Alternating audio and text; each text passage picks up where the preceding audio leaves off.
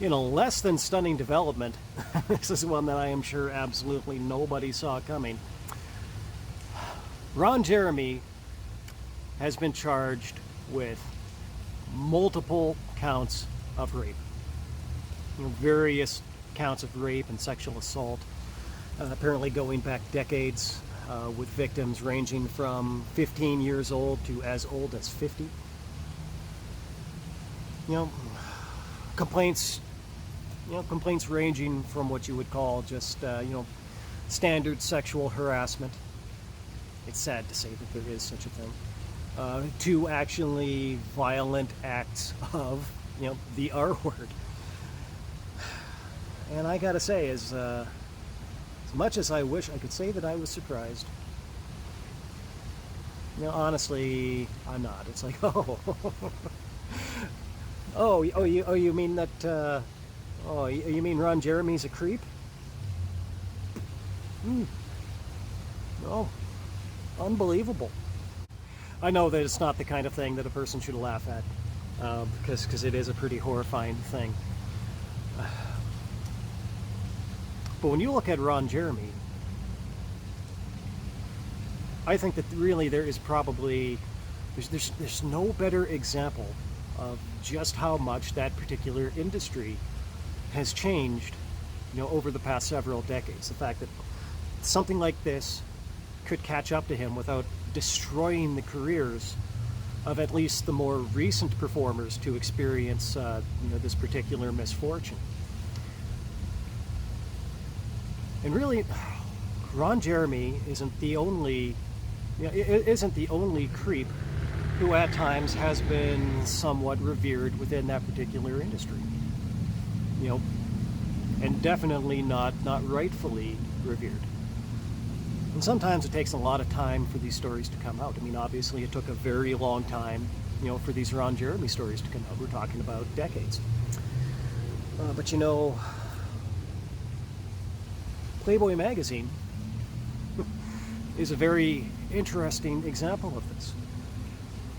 Because if you were a reader of that magazine, for any period of time from like the 90s up until the 2000s, when Hugh Hefner was still alive, that magazine was basically not just a great place to see, gorgeous women, but it also happened to be, Hugh Hefner's, his best PR agent that he ever could have asked for. That was a magazine that basically it propped itself up as this bastion of the fight for free speech, and Hugh Hefner as this legendary free speech warrior. And then sometime after Hugh Hefner's passing, when the magazine had passed out of the Hefner family's hands and into other owners and other publishers, then at that particular point, stories started to come out. In particular, Holly Madison. She is actually, I would say, somewhat famous for being one of the, the three members of Hugh Hefner's, live-in harem at the Playboy Mansion during the 90s. And she was the one who actually came out and and put all of the dirty laundry out into public after Hugh Hefner had passed away. And so for a lot of years, people kind of regarded as Hugh Hefner as this, as this free-spirited old gentleman. And as it turns out, what Hugh Hefner was actually very different. I mean, when a man who was as old as Hugh Hefner was already in the 90s, had these three 20-something-year-old live-in girlfriends, well, some people would say that maybe that should have set off some red flags there, some alarm bells. That should have been a red flag of some sorts. Of course, the argument that people always came back to is that they just presumed that these three women, were with him voluntarily, and so obviously nobody could say anything. But in her autobiography, Holly Madison told us quite a bit more than what anybody ever knew, and really there were things that maybe people always should have suspected.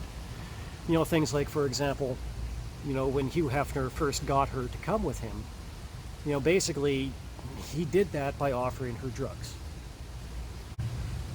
I mean, as I understand it, it was nothing horrifically addictive, nothing that he could actually use to, to ruthlessly control these women. But he did kind of offer to them a certain lifestyle that they were probably not going to have, just on their own. And that was the way that he kind of weaseled his way into their lives. And then once he was there, he used to do all of these things where he would kind of pit these women against each other, and he would basically, make them fight with each other over his affections. And it was said to be a really toxic environment to be in. But as a lot of those abusive relationships are, once somebody is in one, it's a lot more difficult to walk away from one than it is to get into it. And having learned about all of this, honestly, I just couldn't see Hugh Hefner the same way anymore. He wasn't this benign but free-spirited old man, old gentleman. He really was a creep. And so when you tell me that pretty much the same thing is true about Ron Jeremy, it doesn't surprise me one little bit. And apparently this round of criminal charges is only the newest development in this thing. Apparently this was something that actually came out at some point last year. And, Ron Jeremy's excuse at the time was he basically just kind of shrugged and he said, oh, well, it's a case of a bunch of women with buyer's remorse. It's just... Sometimes you just kind of think that people don't actually understand what it is that they're really saying. Because when you're accused of rape and you just say it's like, oh, it's a bunch of women that came with me consensually, but they had buyer's remorse afterwards, that's basically like saying that you don't fuck good. Now, that's a confession that you are bad in bed. I don't think that, Mr. Legendary porn star Ron Jeremy looked both ways on that one. Now, you might ask yourself, exactly how is it that something like this could have happened? And the answer is not especially difficult. Things like this were able to happen in the adult entertainment industry, because it was the adult entertainment industry. But I think that it is arguable that, we could never say that this is something that could never happen in that industry. Of all the places where it can happen, obviously it can happen there. But there is one thing that has changed in that particular industry, especially over what I would say like the past 5 years or so. And that is that over the past 5 years or so, there have, means have come along that actually give women more control over the way that they are active in that industry, if they choose to be active in that industry, than they ever had before. And that was probably one of the things that was, directly under threat, with this OnlyFans directive recently, where they were going to stop allowing adult content, on that platform. Now, they eventually realized how much money they stood to lose, if they went ahead with that, and they had to go back on that. But the one thing about it is that, women who are active on that platform, they have 100% control over anything that they do, and they have 100% control over who they do it with. So now they have the power to refuse to do anything or work with a creep and face absolutely no kind of retaliation for it, because they have an alternative platform, to the platforms through which this industry traditionally operated.